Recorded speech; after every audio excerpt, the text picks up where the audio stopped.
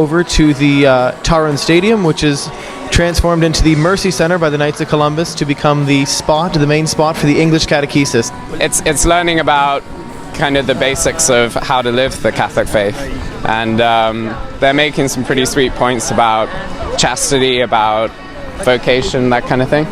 Even the keynote speaker hadn't come out yet, and people were already ready, and our group was buzzing. We were so excited to be able to be with hundreds of thousands of other young people saying, I'm not alone, and Jesus is real. His love is powerful, and it's a beautiful encouragement. So there was two events in particular. One of them was called Be the Spark, and one of the biggest things from that was, like, as Catholics we're called to love, but often we forget to remember to be loved, and that kind of really stood out to me as something that I should start doing.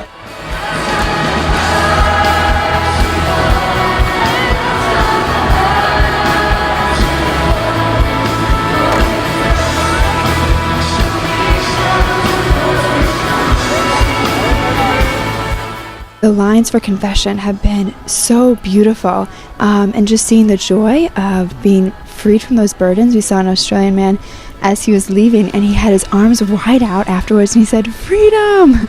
And it was just the joy of a new life. There's adoration, which is beautiful, and relics of saints.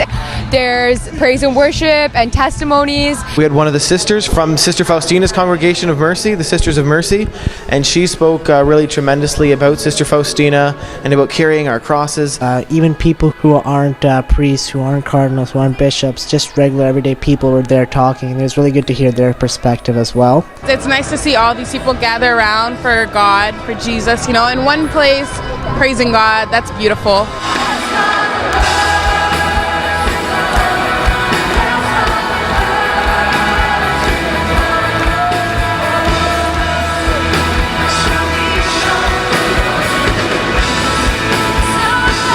I think we live in a culture where we're afraid sometimes to say the truth.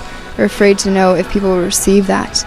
But here, I think a lot of the barriers of people's hearts have been let down, and they, encountering the truth, have been freed and open and joyful. There was Chris Stefanik, who's giving his awesome talks. I had a chance, I had a kind of a little moment to snap a picture and get a blessing from Cardinal Dolan just about an hour or so before he went on stage, so that was really cool. I think the Mass was my favorite part because everyone's singing, and just the reverence and the unity of the faith is beautiful. For those of you who aren't able to come, I would say Jesus has everything for you, everything. That the power of Jesus is this heart-to-heart encounter.